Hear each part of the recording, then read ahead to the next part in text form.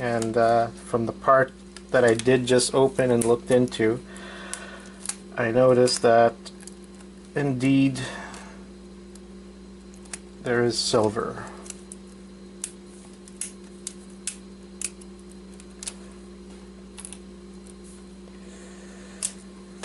This might take a while.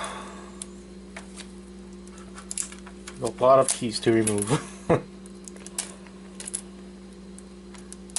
Try to get with the spring, but if you can't get the spring, it's not the end of the world, because the keys themselves, people lose the keys most of the time without damaging the spring. Not sure how they do that, but they do. So a broken keyboard like this could bring you, again, depending on the model and everything, could bring you a minimum of 20 bucks depending on the dongle, and then you have the value of the keys.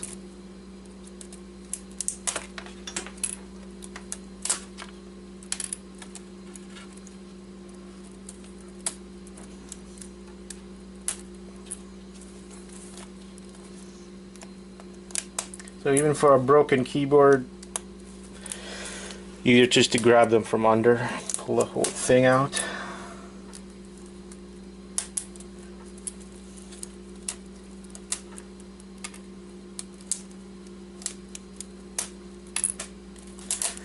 Almost there.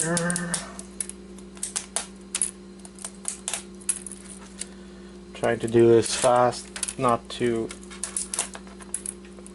have you guys just sitting there looking at someone taking off keys.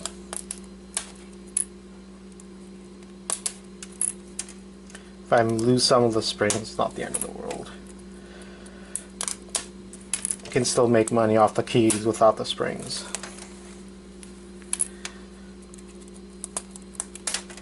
I might just sell a whole set of keys. I'm not sure if I'm going to do key by key or just a whole shebang. So I've done about half of this, so I don't want to keep you guys just looking at me taking off keyboard keys, but here you go. You got the silver Mylar. For the people who do keep those. There you go. Now I'll just pull on the Mylar. I'll have everything pop out.